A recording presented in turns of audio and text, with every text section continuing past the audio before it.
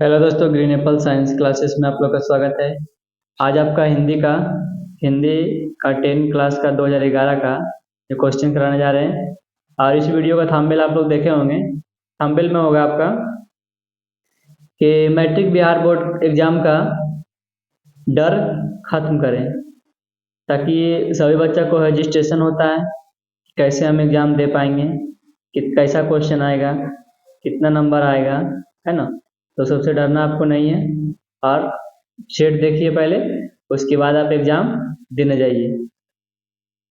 तो हिंदी का आपका देखिए पहला सेट है। 2011 में कैसे क्वेश्चन पूछा था, एकदम ओरिजिनल क्वेश्चन है। इसको देखिए, ये कह रहा है समय 3 घंटे 15 मिनट है, अभ्यर्थी के लिए निर्देश। इतना आपको क्वेश्चन में लिखा हुआ रहेगा। कहता सभी प्रश्नों का उत्तर अनिवार्य है। सभी का उत्तर देना आपको अनिवार्य है। दूसरा दे रहा है परीक्षार्थी यथासंभव अपने प्रश्नों का ही उत्तर दें, मतलब अपने शब्दों में ये उत्तर दें, मतलब जैसे आपको आता है उस टाइप में आप उत्तर दें।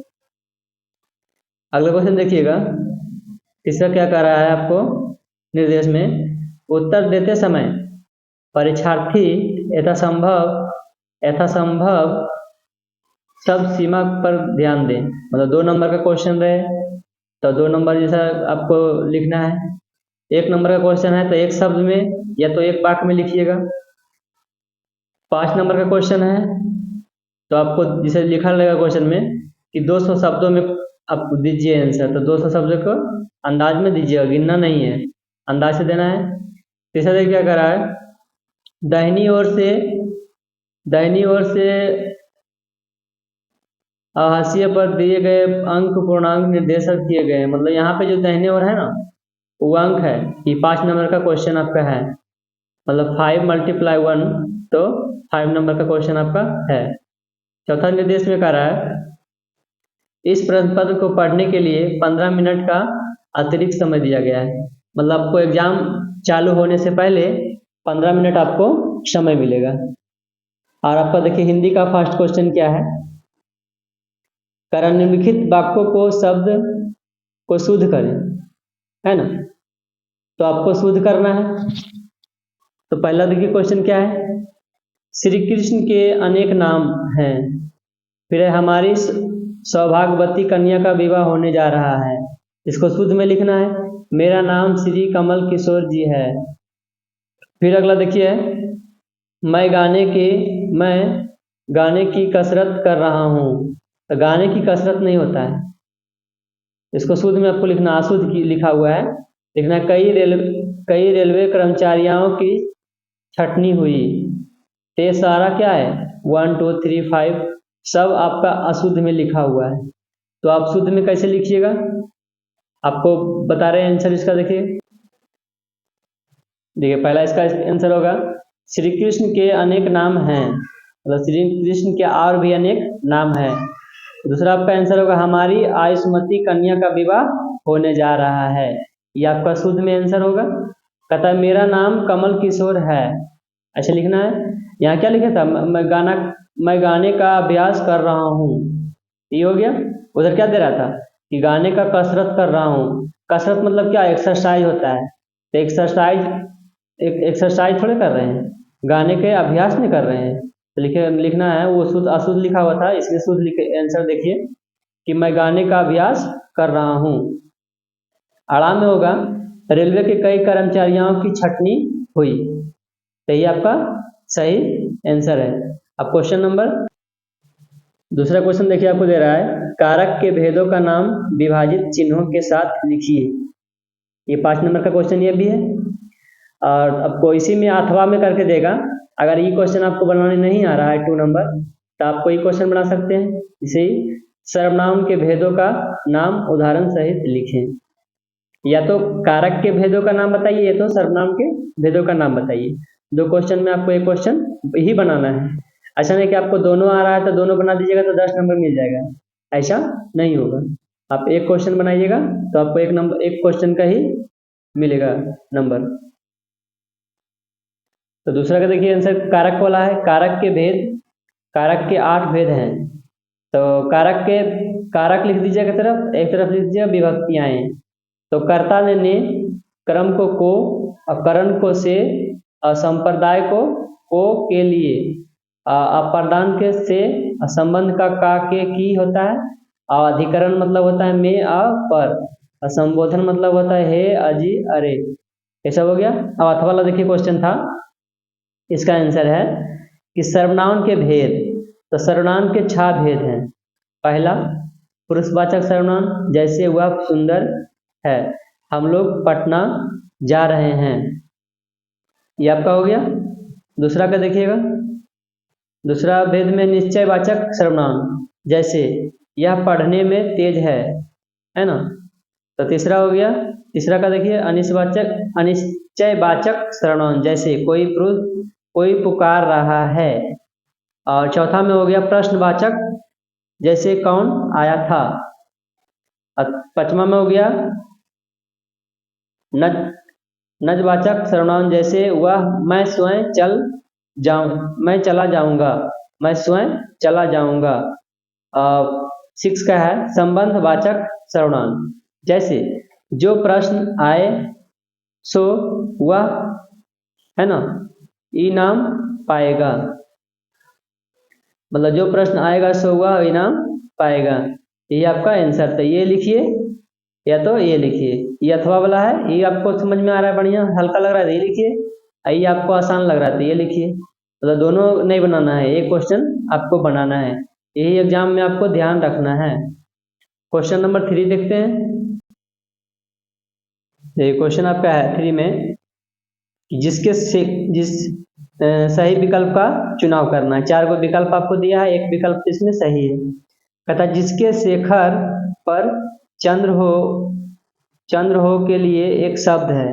मतलब इसमें आपका क्या दिया है, शेखर चंद्रशेखर और चंद्रशोखर और शेखर चंद्र। तो इसमें आपका आंसर कौन होगा? इसमें आपको आंसर खा मारना है। खा आपका राइट आंसर है, खा आंसर मार लीजिएगा।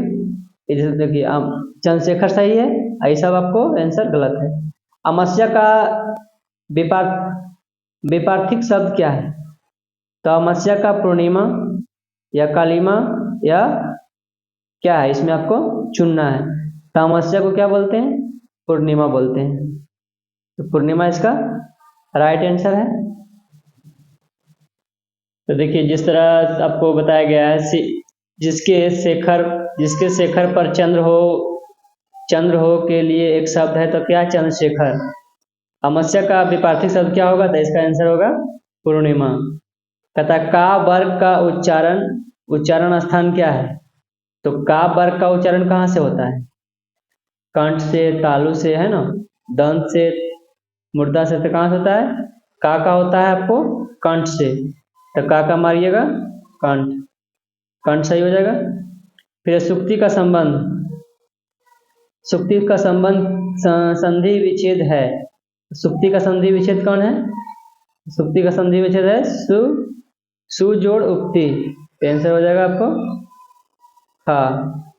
फिर यथाशक्ति कौन समास है? क्रमधर्म, अम्यनिश या गर्द। इसका आंसर आपका हो जाएगा 5 का ग। 5 का आंसर आपका ग हो जाएगा। क्वेश्चन नंबर 4 जो दिया है, क्वेश्चन नंबर 4 में देखिए निम्नलिखित व्यवधांशों को पढ़कर नीचे दिए गए प्रश्नों को उत्तर दीजिए। तो इसको पूरा पढ़ के आपको है ना, और इसका आपको उत्तर बनाना है। देखिए पहले क्या है, कहानी अपनी कथा वृत्ति के कारण संसार की प्राचीनतम विद्या है ना। कल्प कथा आख्यानम कहानी का अनेक नामों से आख्यात विख्यात कहानी का इतिहास विविध कोणीय युगांतर के साथ कहानी में परिवर्तन हुए हैं और इनकी परिभाषाएं भी बदलती है। कहानी का रंगमंचीय संस्कार है। एक इस तरह उपन्यास का रंगमंचीय संस्कार है। नाटक, लेकिन उपन्यास और कहानी अलग अलग कहानी के एक अविन्त प्रभाव होता है। उपन्यास में सम्मिलित प्रभावित होती है। कहानी को बुलबुला बुलबुला और उपन्यास को प्रवाह माना गया है। कहानी टर्च लाइट है, किसी एक बिंदु या वस्तु को प्रकाशित करती है। उपन्यास दिन के प्रकाश की तरह शब्दों को समान रूप से प्रकाशित करता है। कहानी में एक और नाटक की होती है और उपन्यास में प्रमुख और गौण कथाएं होती है। तो ये आपको 10 नंबर का आएगा। कहानी ध्रुपद की तान की तरह है, आरंभ होती है कि समाप्ति का समय विषय उपस्थित हो जाता है। उपन्यास शास्त्रीय संगीत का आलाप है, आलाप में आधी रात गुजर जाती है। कुछ लोग दर्शन के सिद्ध जाते हैं, कुछ लौट जाते हैं, पर कहानी शुरू हो गई तो पढ़ने वाले को खत्म तक पहुंचाने को लाचार कर देती है, चाहे परोसा गया खाना ठंडा हो जाए। मतलब कहानी जब सुनने लगते हैं तो परोसा हुआ खाना भी थोड़ा देर रुक जाता है कहानी के सामने। डाकिया दरवाजे पर खड़ा हो तो कहानी प्रमुख हो जाती है। उपन्यास पुस्तक के निकलकर पाठक के साथ शौचालय है ना, शयनगृह, चौराहा, सड़क, सर्व चलने लगता है। इसी का आपको देखिए आंसर क्या क्वेश्चन क्या दिया है। कथाउपिक गद्यांशों को एक समुचित शीर्षक दें। ये आपको 10 नंबर का बोले थे। 5 क्वेश्चन इसमें रहेगा, 5 क्वेश्चन आपको बनाना है। कहानी अन्य किन नामों से अख्यात विख्यात है। फिर कहता है कहानी और उपन्यास के मुख्य का अंतर क्या है। तो पहला क्वेश्चन देखते हैं, उपयुक्त गद्यांश का एक समुचित शीर्षक दें। घा क्वेश्चन देखिए आपका, घा क्वेश्चन है, उपन्यास पुस्तक से निकलकर पाठक के साथ कहाँ कहाँ चलने लगता है। यही सब क्वेश्चन आपको दिया है। इसी से कहानी पाठक को किस प्रकार लाचार कर देती है। संसार की प्राचीनतम विद्या कहानी क्यों है। तो यही आपको 5 क्वेश्चन आपको बनाना है। का, ग, अड़ा और चा। इसी सबका आंसर आपको दिखाते हैं कैसे होगा आंसर इसका। लिखिएगा, देखिए का आंसर होगा कहानी और उपन्यास। मतलब क्या लिखा हुआ है, का आंसर लिखिएगा कहानी है और उपन्यास है। खा में कहानी, कथा, कल्प, आख्यात आदि नामों से विख्यात है। फिर अब देखिएगा घा का हो गया। गा का देखिए कहानी के है ना, कहानी और उपन्यास में अंतर। तो कहानी और उपन्यास में अंतर क्या है। तो पहला लिखिएगा कहानी का रंगमंचीय संस्कार एकांकिक है, लेकिन उपन्यास का रंगमंचीय संस्कार नाटक है। दूसरा लिखिएगा कहानी में एक और एक नाटक ही होती है, लेकिन उपन्यास में प्रमुख और गौण कथाएं होती है। तीसरा लिखिएगा कहानी ध्रुव की तान की तरह है, लेकिन उपन्यास शास्त्रीय संगत का अल्प है। घा देखिएगा उपन्यास पुस्तक से निकलकर पाठक के साथ शौचालय पढ़े थे ना, शौचालय, शयनगृह, चौराहा, सड़क, सर्व चलने लगता है। अड़ा में है, अड़ा क्वेश्चन देखिए जूम कर रहे हैं आपको, देखिए बढ़िया से। पाठक जब कहानी को पढ़ना शुरू करता है तो कहानी पाठक को अंत तक पहुंचाने को लाचार कर देती है, चाहे परोसा गया खाना ठंडा हो जाए। चा में है कहानी अपना कथा वृत्ति के कारण संसार की प्राचीनतम विद्या है।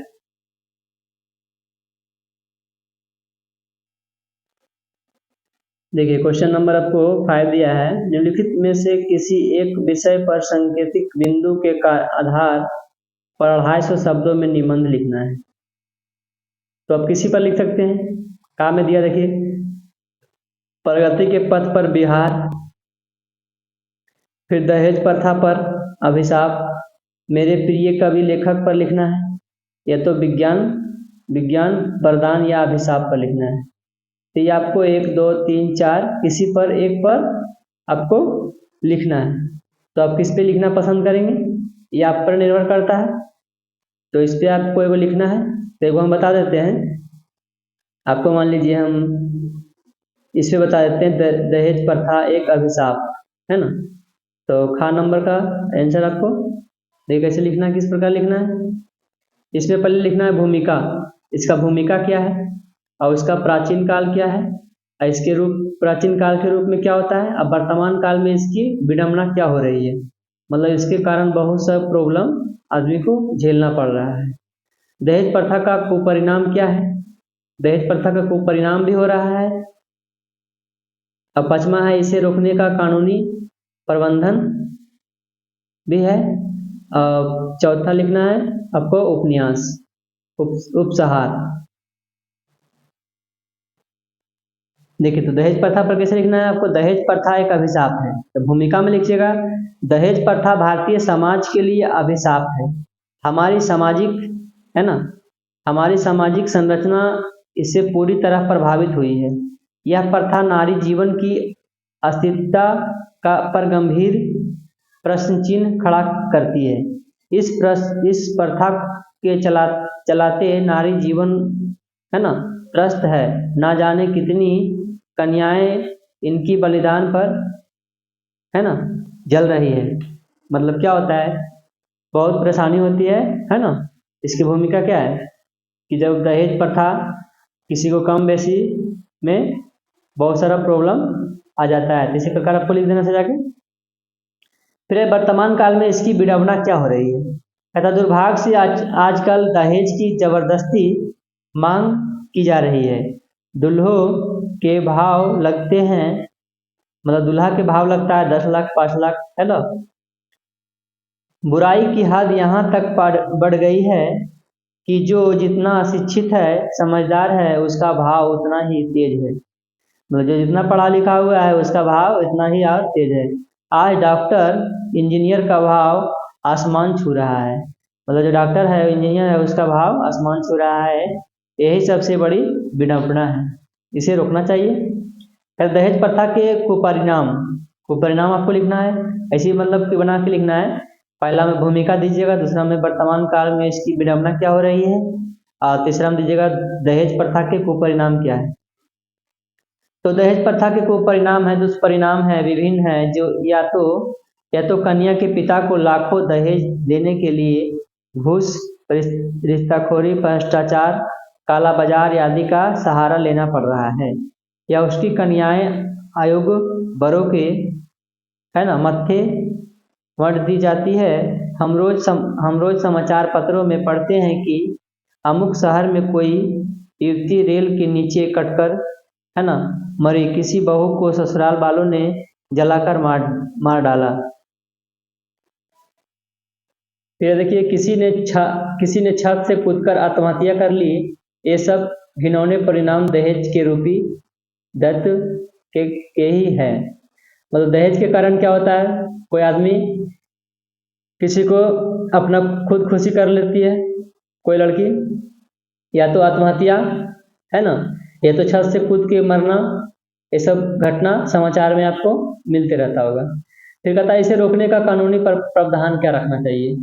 तो कानूनी प्रावधान आपको बताना है कि सरकार ने दहेज निषेध अधिनियम के अंतर्गत दहेज के दोषी को खड़ा दंड देने का प्रावधान रखा है, परंतु वास्तव में आवश्यकता है जन जागृति की।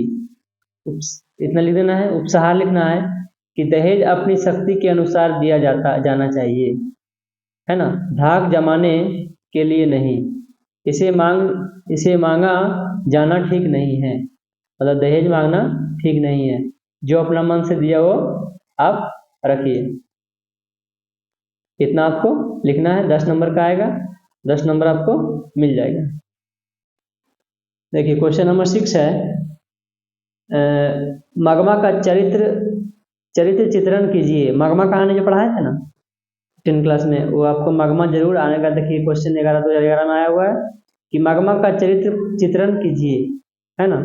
इसको लिखना है आपको, लिखिएगा। मगमा कहानी का नायिका है जो पति द्वारा उपेक्षित रही है।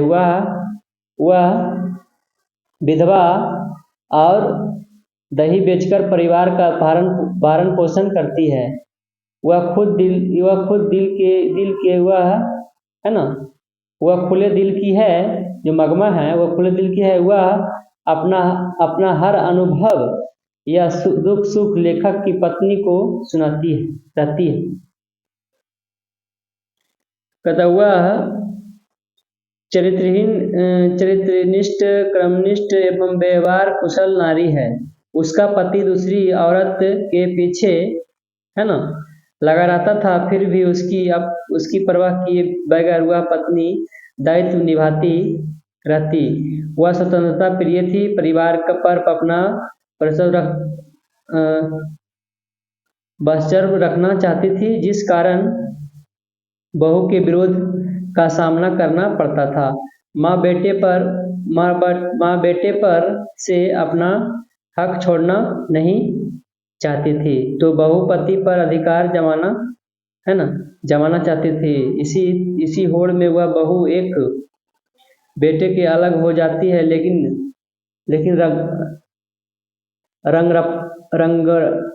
रंगरप्पा चेष्टा के कारण झुकती नहीं है, परंतु भयभीत अवश्य होती है, मतलब भयभीत हो जाती है। फलता पोते की ओर आकृष्ट होती है और परिवार के साथ रहने की इच्छा प्रकट करती है। माँ जी जब कहानी की बीती बातों पर मिट्टी डालकर बेटों के साथ रह जाओ तो कहती है, मैं तो रह जाऊंगी, है ना, मौजी पर वह रहने दे तब ना। इन बातों को स्पष्ट होता है कि समझदार एक परिवार प्रिय महिला है ना। इसी तरह आपको आंसर लिखना है। क्वेश्चन नंबर 7 देखिएगा। 7 है, माँ मंगू को अस्पताल में क्यों नहीं भर्ती कराना चाहती है, विचार करें। 2 नंबर का क्वेश्चन आपको है ना। 8वां क्वेश्चन देखिए क्या दे रहा है, सीता अपने ही घर में घुटना क्यों महसूस करती है। लेखक ने कहानी शीर्षक पर नगर क्यों रखा, स्पष्ट करें। ये भी 2 नंबर का है। 9 है, धोखा किन मामलों में आपात था, है ना। खोखा किन मामलों में अपवाद था, ये आपको 3 नंबर का क्वेश्चन है। तो आप ही देखिएगा, आप 7, 8, 9 का आंसर किस तरह आप लिखिएगा। 7 देखिए लिखिएगा, माँ मंगू को अस्पताल में भर्ती नहीं कराना चाहती थी क्योंकि उन्हें लगता था, है ना, कि जितने प्यार को वह उसकी सेवा करती है कोई नहीं करेगा। उसके साथ जानवरों जैसा व्यवहार किया जाएगा, है ना। वह अपने से खाना नहीं खाती और कोई उसे खिलाएगा या नहीं उसे कुछ नहीं आता था। यहाँ तक कि उसे कपड़े पर ध्यान भी नहीं रखता था। इतना कौन करेगा, शायद अस्पताल से काम नहीं करने के कारण मार भी पड़े। इस डर से माँ मंगू को अस्पताल में भर्ती नहीं कराना चाहती थी। और 8 का देखिए आंसर, सीता 3 बेटों की एक बूढ़ी विधवा माँ है और उसके तीनों बेटों माँ के खाना को लेकर आपस में झगड़ते रहते हैं।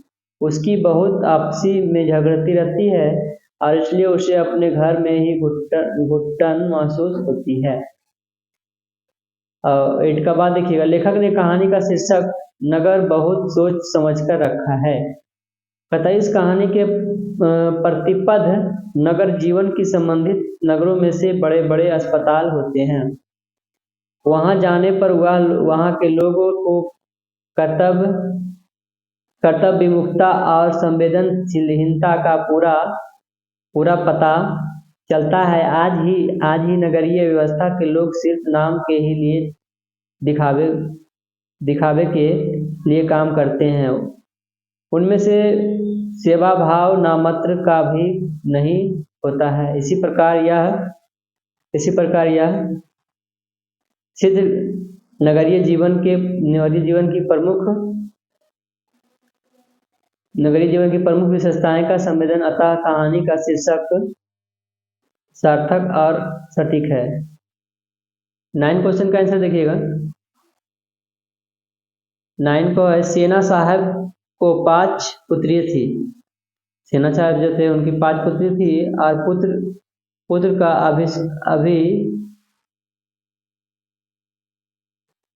का आविर्भाव तब हुआ तब जब संतान का कोई उम्मीद बाकी नहीं रह गई थी। अर्थात सेना साहब को पुत्र तब नसीब हुआ जब पति पत्नी दोनों बुढ़ापे के अंतिम पड़ाव पर पहुंच चुके थे। इसलिए खोखा जीवन के नियमों के अपवाद के साथ साथ घर के नियमों का भी अपवाद था। देखिए 10 क्वेश्चन क्या है, अंबेडकर के अनुसार जाति प्रथा भारत में बेरोजगारी का एक प्रमुख, मतलब डॉक्टर भीमराव अंबेडकर के अनुसार जाति प्रथा का एक भारतीय रोजगार का एक प्रमुख और प्रत्यक्ष कारण कैसे बनी हुई है। तो इसमें टोटल आपको 18 क्वेश्चन दिया इस सेट में, तो 9 क्वेश्चन आपको करा दिए हैं सेट में, और 9 क्वेश्चन देखिए पढ़ते हैं आपको। अगला वीडियो में आपको आप लोग करके देखिएगा, या तो फिर हम करके आपको अगला वीडियो में दिखाएंगे। कहता अपने शब्दों में ही पहली बार दिखे बहादुर वर्णन कीजिए। बहादुर का वर्णन, बिस्मिल्लाह खां पढ़ाए थे ना। बिस्मिल्लाह खां मतलब बिस्मिल्लाह खां की शहनाई एक कलाकार के रूप में है ना। बिस्मिल्लाह खां का परिचय पाठ के आधार पर दे। 12 क्वेश्चन हो गया। 13वां क्वेश्चन है, निम्नलिखित पंक्तियों का भाव स्पष्ट करें। धूप में, बारिश में, गर्मी में, सर्दी में, हमेशा चौकाना में, अपनी खाकी वर्दी में, है ना। ये आपको 3 नंबर का है, पंक्तियों का भाव संदर्भ स्पष्ट करना है। फिर लिखना है 14 नंबर क्वेश्चन में है, हमारी नींद शीर्षक कवि किन अत्याचारों के जिक्र किया है और क्यों। क्वेश्चन नंबर 15 देखिए दे रहा है, निम्नलिखित गद्यांश से पूछे गए प्रश्नों का उत्तर दे। गद्यांश पढ़ के आपको इसका आंसर लगाना है। कहता है प्रस्तुत गद्यांश किस पाठ से उद्धित है, इस गद्यांश के लेखक कौन है। इस तरह आपको आंसर बना के लाना है। 9 क्वेश्चन आपको बना दिए, 9 क्वेश्चन आपको घर से पढ़ाना है। 16 क्वेश्चन देखिए, निम्नलिखित पदांश से पूछे गए प्रश्नों के उत्तर दें। नहीं बनेगा आपको तो इसी वीडियो में, इसी चैनल पे ग्रीन एप्पल साइंस क्लासेस पे ही आपको सारा वीडियो फिर से 10 से लेकर के 18 तक कराया जाएगा। कहता भारत माता ग्राम वासिनी खेतों के फैला है श्यामल धूप भरा मैला सा आंचल, गंगा यमुना में आंसू जल, मिट्टी की प्रतिमा उदनी। ऐसी आपको पहला है, उपयुक्त पदांशों के रचनाकार कौन है। प्रस्तुत पंक्तियां किस कविता से उदित है। भारत माता कहाँ निवास करती है। मिट्टी की प्रतिमा उदनी किसे कहा जाता है और क्यों। 5वां है, प्रस्तुत कविता का भाव लिखें। फिर है 17 नंबर, कवि ने डाफाली किसे कहा और क्यों कहा। तो कवि किसे डाफाली कहा था, किस कहानी में, इसको आंसर लिखना आपको है। कवि की दृष्टि में आज के देवता कौन है और वे कहाँ मिलेंगे। इस तरह आपको एग्जाम में क्वेश्चन देगा और यहाँ पे नंबर आपका बैठाया रहेगा। तो 3 नंबर का क्वेश्चन देगा तो आपको कम से कम आपको आधा पेज में इसको देना है। 2 नंबर का क्वेश्चन रहेगा तो आपको 5 लाइन में आपको देना है। 1 नंबर का क्वेश्चन है तो 1 शब्द में दीजिए या तो फिर 1 वाक्य में दीजिए, तो आपको नंबर पूरी मिलेगा। और आप मेरा सेट सारा पढ़ के जाइए। आपका 100 एग्जाम लेगा ना, 100 का हिंदी का, तो आप उसमें 19 तक स्कोर कर सकते हैं। इसलिए सारा सेट आप पहले से पढ़ के जाएं और पूरा वीडियो देख के जाएं। जब तक के लिए थैंक यू। 9 क्वेश्चन आपका अगला वीडियो में कराया जाएगा।